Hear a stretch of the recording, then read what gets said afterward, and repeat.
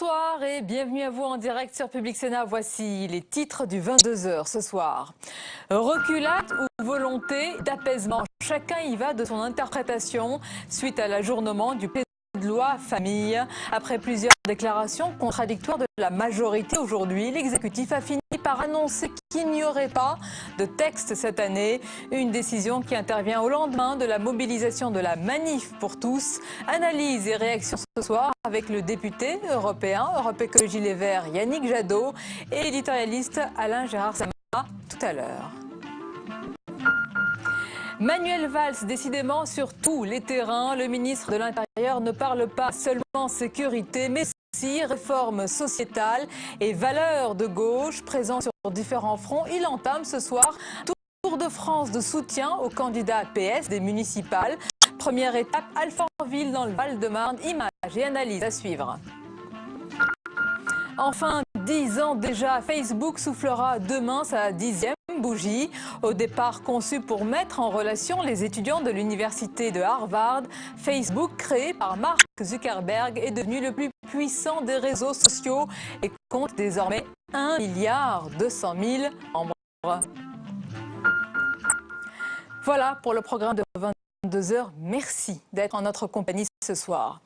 C'est une première victoire, crient les partisans de la manif pour tous. C'est une reculade et une trahison. S'étrangler les Verts et la gauche de la gauche après la décision de l'exécutif d'ajourner le projet de loi famille qui devait être déposé en 2014. Les réactions usent, on voit tout ça avec Faustine Saint-Geniès. Report ou enterrement, la décision du gouvernement de ne pas présenter de loi sur la famille en 2014 a provoqué des remous dans la majorité. Les Verts dénoncent une décision consternante. Chaque reculade de ce gouvernement donne du grain à moudre à cette frange de la population crispée, réactionnaire, traversée par des courants intégristes, extrémistes. Donc c'est une validation finalement de ces manifestations, c'est de leur dire continuez parce que vous obtenez des satisfactions et des victoires.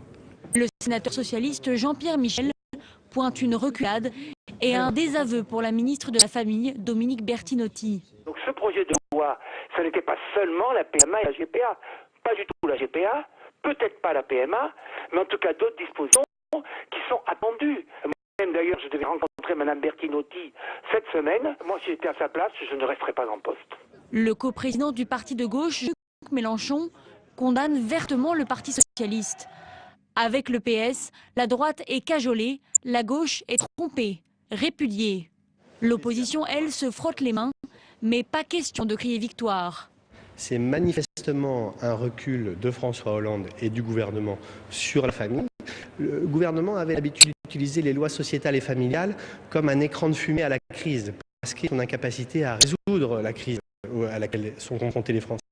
Mais là, ils ont compris enfin que la fracturation était trop grande, trop forte, et qu'il fallait mettre un point d'arrêt, mais j'appelle les parlementaires et les Français à la vigilance pour l'avenir. À quelques semaines des municipales, le gouvernement choisit la prudence au risque de décevoir ses partenaires. L'opposition, elle, cherche encore sa place. Et cette annonce du gouvernement donc de reporter le projet de loi famille intervient après une journée d'atermoiement et de revirement dans la majorité. Manuel Valls, le ministre de l'Intérieur, avait fait part de l'opposition du gouvernement à la procréation médicalement assistée, la PMA. Piqués au vif, les parlementaires de la majorité ont alors réaffirmé leur indépendance à déposer des amendements. Retour sur cette journée avec Quentin Calmet. Avril 2013, adoption du mariage pour tous au Parlement. Dans les semaines qui suivent, Dominique Bertinotti devait présenter un texte sur la famille. Mais face à l'importance de la mobilisation de la manif pour tous, le président de la République décide d'attendre. Il demande l'aide au Comité national d'éthique. De son côté, la ministre ne veut pas enterrer sa réforme, y compris en ce qui concerne la PMA, la procréation médicalement assistée. Ça mérite d'être discuté et il y aura ce débat. L'exécutif pense gagner du temps. Février 2014, 8 mois plus tard, les manifestants sont de retour. Et ce matin, Manuel Valls les rassure. Il n'y aura pas dans la loi famille de PMA ou de GPA. Le gouvernement s'opposera aux amendements sur ce sujet-là. Une mise au point pas vraiment au goût de certains élus qui souhaitaient aller plus loin dans le projet de loi sur la famille. Je ne renonce à aucune ouverture de nouveaux droits aujourd'hui dans notre pays. Je crois qu'il faut discuter de la forme, mais oui, bien entendu, qu'il faut reprendre le terrain et sortir pour défendre nos valeurs, pour défendre les conquêtes que nous mettons en place depuis maintenant plusieurs mois et pour défendre celles qui sont à venir. 16h50, le communiqué officiel tombe. Matignon reporte la loi à 2015 et refuse de relancer un débat qui a marqué toute la première partie du mandat de François Hollande. Les manifestations préventives auront enterré prématurément le débat. Et sur ce sujet, réaction et analyse dans un instant avec le député européen, Europe Écologie Les Verts, Yannick Jadot, et l'éditorialiste Alain Gérard Slama. Mais d'abord, on évoque ce soir les élections municipales dont l'échéance se rapproche et la question de l'abstention et plus généralement de la désaffection vis-à-vis de la politique se pose, en particulier pour les jeunes citoyens. En 2008, souvenez-vous, aux dernières élections municipales, près d'un jeune sur deux n'avait pas pris part au vote. Alors, comment les faire venir aux urnes? Regardez ce reportage de Paul Bouffard dans la ville de Montreuil. Qu'est-ce que tu penses de la politique à l'heure d'aujourd'hui? Je comprends rien, j'ai pas envie de m'intéresser. Plus d'un raid dans la politique. Tonatiuh est le symbole de cette jeunesse qui rejette nos élites. Alors devant le lycée Jean Jaurès de Montreuil, ce sont des jeunes comme lui qui tentent de combler le fossé. Tu vas voter au municipal, au prochain municipal? Je pense. D'accord. Et si j'ai bien compris, c'est pas à vous de venir à la politique, mais c'est à la politique de venir vers vous. Ah ouais, plutôt. Enfin... À la sortie des cours, Jean-Luc et Émilie battent le rappel. Leur objectif, réconcilier ces jeunes votants avec la politique et leur citoyenneté. Municipale, européenne, en 2014, il y aura du travail pour les guider vers les urnes. L'action de ce matin, c'est pour un peu voir le point de vue de tous les jeunes sur le vote et essayer de comprendre pourquoi certains jeunes qui sont en âge de voter ne vont pas voter. Je pense que les jeunes ont intérêt à aller voter. Je pense que c'est primordial parce que si personne n'est à l'initiative, comment on peut changer les choses? Ça passe par le vote des personnes en général, mais surtout des jeunes qui se sont concernés parce que c'est l'avenir. Même constat pour Steve Fovio. Alors, on se mobilise? L'animateur connaît bien les jeunes de la ville. Il l'observe, la courbe de l'abstention ici à Montreuil suit l'envolée de la courbe nationale. Pour lui, l'esprit citoyen s'est éloigné. Je pense que c'est l'histoire de l'offre et de la demande. Aujourd'hui, on a quand même un problème d'offre de nos politiques, des partis traditionnels, dans lesquels les jeunes ne se reconnaissent pas forcément, notamment par rapport au programme, et aussi sur la représentation, puisqu'aujourd'hui, quand même, le paysage politique en France est assez âgé. Donc aujourd'hui, il n'y a pas forcément beaucoup de jeunes qui se reconnaissent dans les politiques. Une défiance qui s'était déjà manifestée en 2008. Aux dernières élections municipales, près d'un jeune sur deux n'avait pas pris part au vote. La suite du 22h avec nos invités ce soir. D'abord l'invité politique, c'est le député européen, Europe Écologie Les Verts, Yannick Jadot. Bonsoir. Bonsoir. Et bienvenue, vous êtes l'auteur de ce livre, Entrons en dissidence aux éditions Plomb. On va en parler bien sûr. Avec nous également l'éditorialiste et essayiste Alain Gérard Slama. Bonsoir. Bonsoir. Et bienvenue. Et notre chroniqueur Jean-Louis Gombaud nous accompagne. Bonsoir Jean-Louis. Bonsoir Sonia. Alors il n'y aura pas de projet de loi famille en 2014. Yannick Jadot, qui a gagné ce soir? Je crois que ceux qui ont manifesté hier ont gagné, incontestablement. C'est une reculade.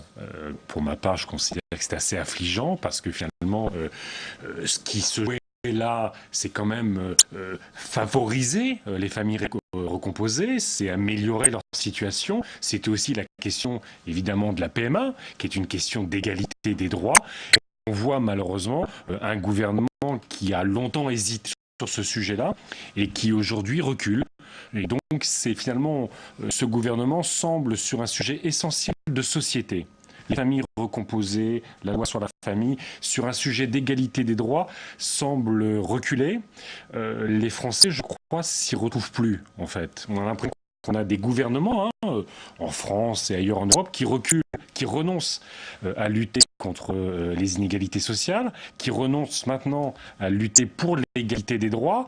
Et puis, il y avait dans votre reportage, juste avant, des jeunes qui considèrent qu'il y a une oligarchie politique et économique qui est aujourd'hui rentière du système et qui ne veut plus le transformer. Donc c'est assez dramatique. Vous l'avez répété à plusieurs reprises, vous dites renoncement ou alors plutôt volonté d'apaisement alors que des spasmes secouent une partie de notre société. Vous l'avez rappelé avec des manifestants hier qui sont attachés également à des valeurs qu'on peut considérer comme traditionnelles, mais à des valeurs, à leurs valeurs. Mais ils sont attachés à leurs valeurs. valeurs, mais est-ce que sont aujourd'hui les valeurs de la France? Ils sont attachés à des valeurs, ils veulent une France blanche, ils veulent une France catholique, ils veulent une France où les mâles sont dominants, ils veulent une France uniquement hétérosexuelle. Je pense que ça ne correspond pas à la France d'aujourd'hui. La France d'aujourd'hui, elle est multiculturelle. On doit reconnaître la diversité des sexualités, on doit reconnaître la façon dont les familles aujourd'hui se recomposent, tout ce qui fait l'énergie de la société. Et si la semaine prochaine, ils manifestent contre l'avortement, on revient sur l'avortement, et la semaine suivante, ils manifestent contre le divorce, on revient sur le divorce. Je crois qu'il y a un moment où il faut faire avancer la société et non pas se replier parce qu'une partie de la France un peu rancie. Rancie, vous dites. Ah, je pense qu'il y a une part. Hier dans les rues avec les familles, les enfants. Je pense qu'il y a les valeurs qui sont portées là portent une France un peu moisie, oui. Alors il y a l'analyse de la société, il y a aussi la décision politique. On va parler de la société, mais sur la décision politique, Alain Gérard-Slamar, comment analyser cette séquence aujourd'hui avec des mises au point du ministre de l'Intérieur le matin, des revirements dans la majorité à midi et au final le coup d'arrêt avec la décision de l'exécutif de ne pas présenter ce texte famille qui, on le rappelle, est un texte large. Il y avait plusieurs dispositions. Je pense que le gouvernement nous a habitués maintenant à reproduire législation dont le modèle est donné déjà à l'Élysée. Mais je pense que là, pour une fois, à l'inverse de ce que dit notre dissident, dont je partage beaucoup des vues d'ailleurs, c'est une décision sage. C'est la première fois, si vous voulez, depuis quelque temps, qu'on s'aperçoit qu'il y a des gens qui manifestent dans la rue, pas seulement pour défendre des intérêts catégoriels, mais pour des valeurs dans lesquelles ils croient. Ou a raison, mais avec une intuition juste. C'est que cette histoire de famille, la famille, elle est disloquée depuis longtemps. Ça a commencé en 1965, le mouvement. C'est vieux, c'est ancien.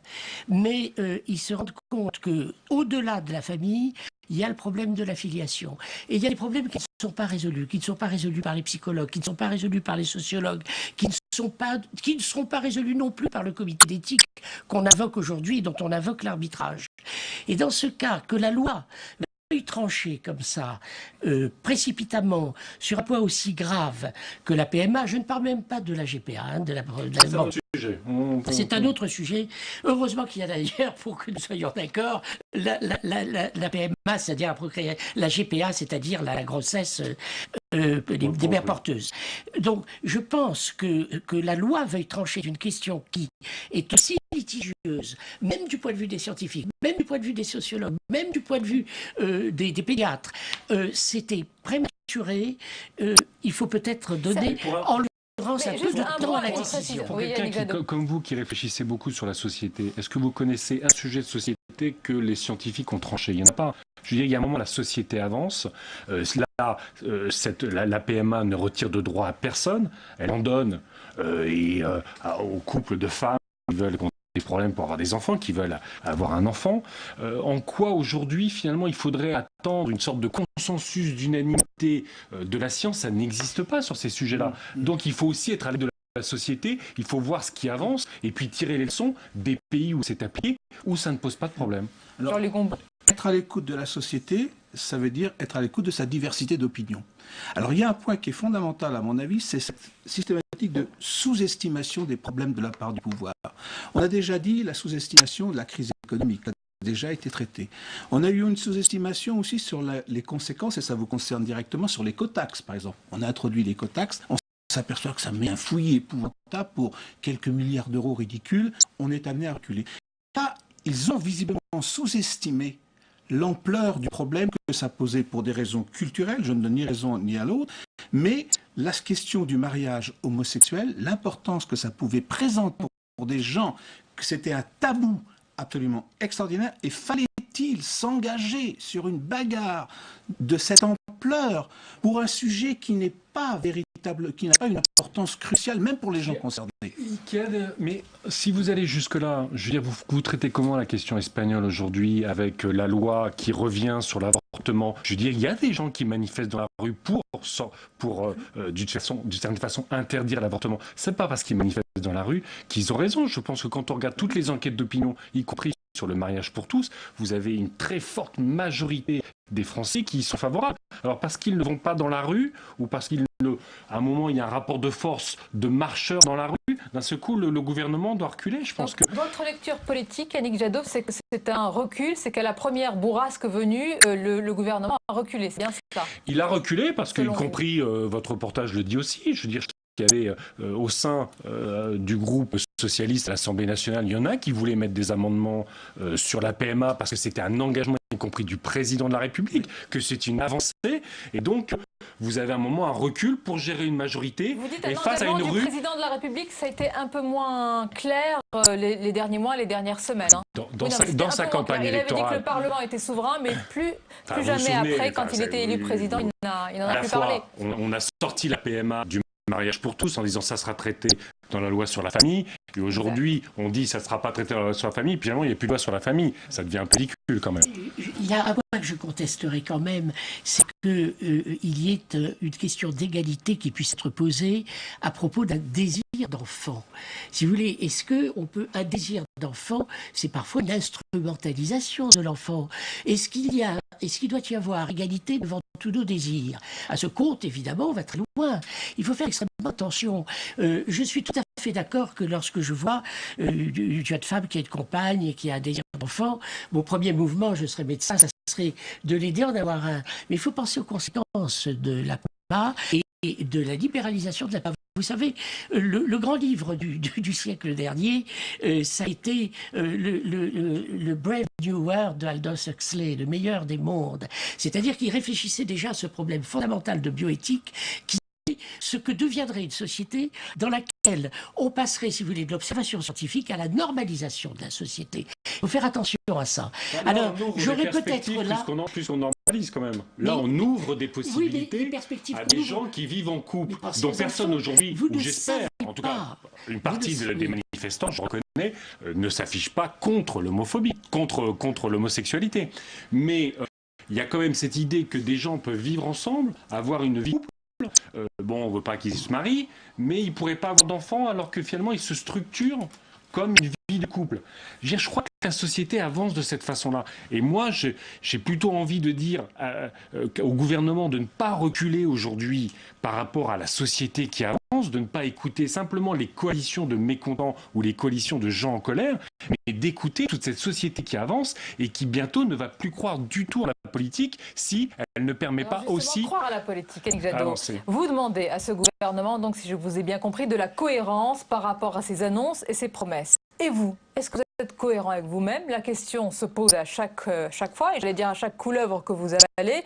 Quand allez-vous justement entrer en dissidence, peut-être avec ce gouvernement dont vous ne partagez plus grand-chose quand on vous écoute ce soir?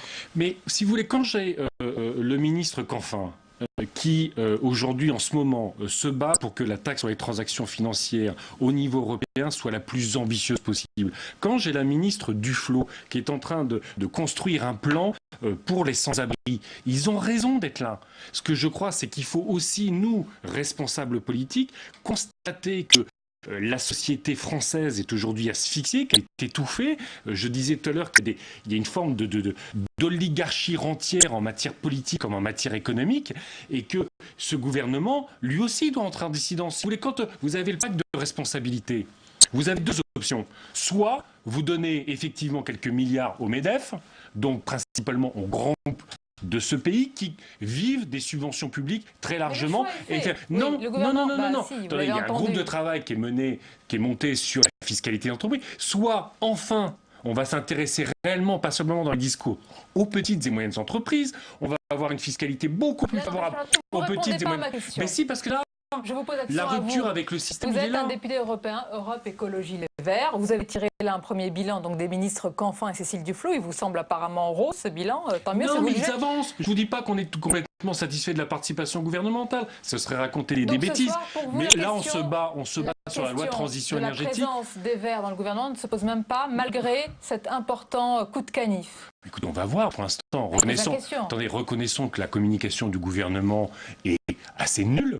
On sait, bon, certes, c'est reporté, on ne sait pas dans quelles conditions ça va être reporté. Moi, je constate aujourd'hui que c'est, à mon avis, une faute politique, y compris vis-à-vis des gens qui ont voté François Hollande en 2012. Mais ce que je veux, c'est, si vous voulez, les militants écologistes, comme tous les élus écologistes, ils se battent pour changer ce pays, ils se battent pour changer l'Europe. On va se pencher ce Donc on soir peut pas sur toujours, la seule question, ça peut pas être, vous avez des couleurs, vous sortez ou vous êtes dans le gouvernement. La question, c'est de se battre pour changer le pays. C'est une question de cohérence. On se bat aussi avec ses alliés. Alors, on va se pencher ce soir sur la relation des Verts avec le gouvernement et les socialistes de manière générale, alors que les élections, vous l'avez dit, municipales approchent. Et on voit tout cela avec notre journaliste Cécile Sixou. Et on en parle juste après. Regardez. Liste commune, Verts et socialistes au municipal, participation de ministres écologistes au gouvernement. Si le PS et Europe Écologie Les Verts sont pour le moment dans un mariage de raison, chez certains écologistes, l'union est fragile et la question de la rupture se pose. Pour moi, c'est vrai que le pacte est rompu. Je pense que le moment est venu de faire les comptes. C'est vrai que nous avons les élections municipales à venir. C'est vrai qu'il y a des listes communes.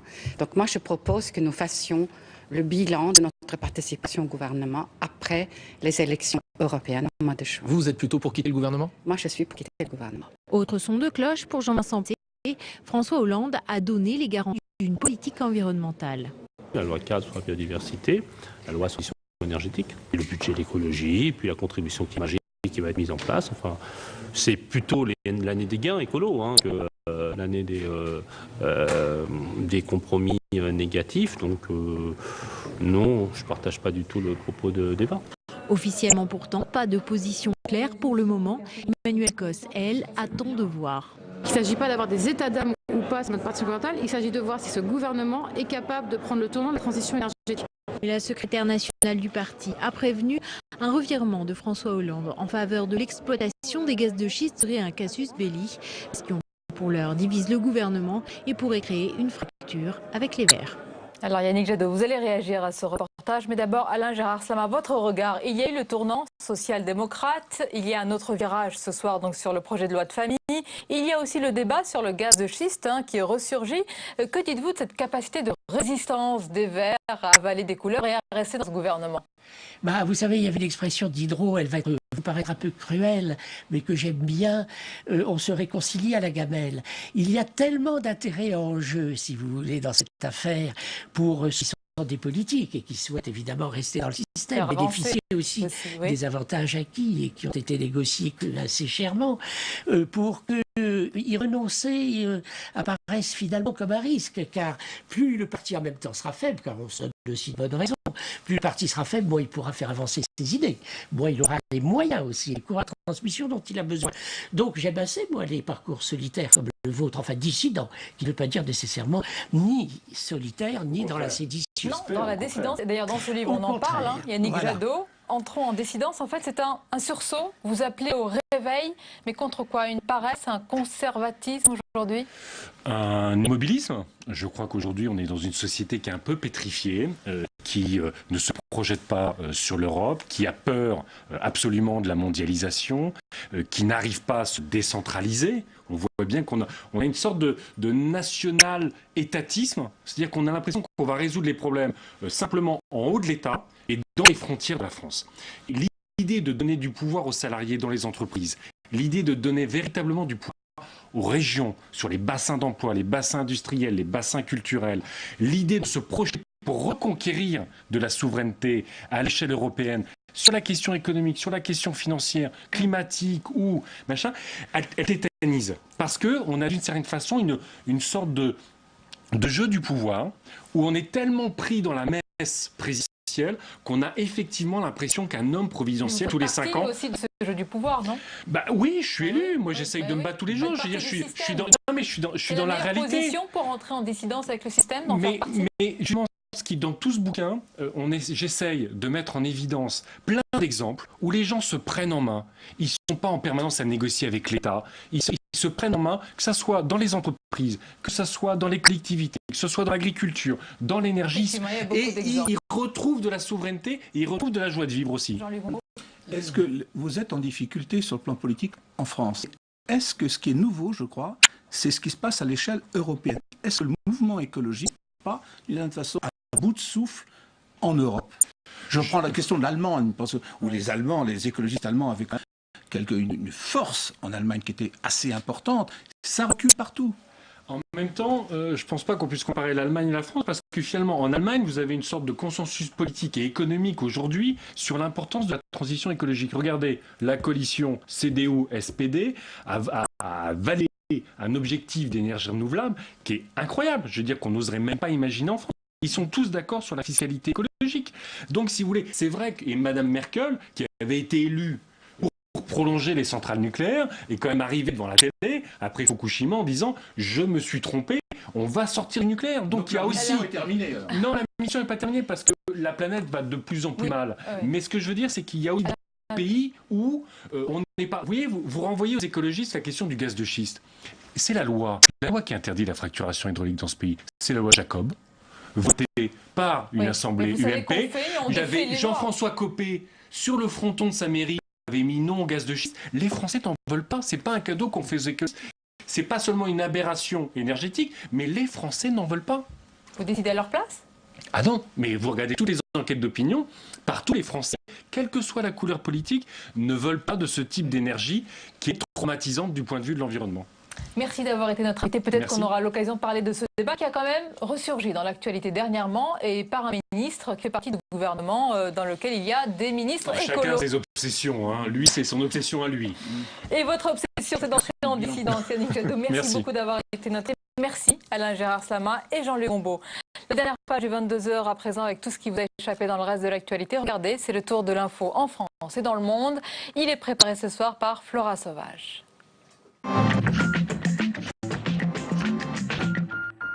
Des manifestants contre la corruption devant le siège de la Deutsche Bank à Kiev ce matin. Ces opposants accusent la banque ukrainienne de développement, qui appartient au fils du président ukrainien, d'utiliser la banque allemande pour blanchir de l'argent. Ceux qui ont le pouvoir en Ukraine ne veulent rester en place que pour la corruption. Ils détournent de l'argent du budget et ils l'investissent en Europe. Ils ont juste peur pour la sécurité de leur argent. Selon un rapport publié lundi par la Commission européenne, la corruption coûte chaque année près de 120 milliards d'euros à l'UE. Aucun des 28 pays européens n'est épargné par ce phénomène, même si la corruption varie d'un pays à l'autre. Il avait prévu d'aller soutenir son ami Nicolas Anelka. Le joueur de football doit passer en conseil de discipline pour avoir fait une quenelle le 28 décembre lors d'un match en Angleterre. Mais Dieudonné a été interdit d'entrer au Royaume-Uni, une mesure rarissime appliquée à l'encontre de toute personne susceptible de porter atteinte à l'ordre public. 800 000 clients d'Orange victimes de piratage.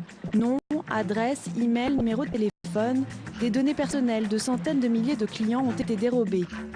Des pirates informatiques se sont introduits dans les serveurs de l'opérateur afin de voler ces données. Le principal risque, c'est que les hackers se servent de ces données pour tenter de recueillir les informations confidentielles, comme les mots de passe ou les codes d'accès. Alors gare aux emails frauduleux. 11 ans après le premier plan cancer, François Hollande dévoilera mardi le 3e programme national de lutte contre cette maladie. Le cancer tue chaque année 150 000 personnes en France. Cette fois, l'accent va être mis sur les inégalités sociales et territoriales face à la maladie. En décembre 2012, François Hollande rappelait que le risque de mourir d'un cancer entre 30 et 65 ans était 2 fois plus élevé chez les ouvriers que chez les professions libérales. Enfin, au lendemain du défilé de la Manif pour tous dimanche contre les ABCD de l'égalité dispensés à l'école, Plantu pointe du doigt la polémique sur les chiffres.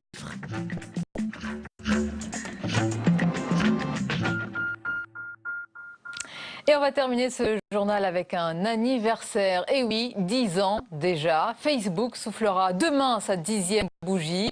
Au départ conçu pour mettre en relation les étudiants de l'université Harvard, Facebook, créé par Mark Zuckerberg, est devenu bien le plus puissant des réseaux sociaux et compte désormais 1,2 milliard membres. Nous en parlerons d'ailleurs demain à l'occasion de notre débat consacré aux réseaux sociaux et à la politique, avec notamment comme invité la sénatrice Laurence Rossignol et l'ancienne secrétaire d'État Ramayad. Voilà, belle et douce soirée. À demain donc, avec plaisir bien sûr.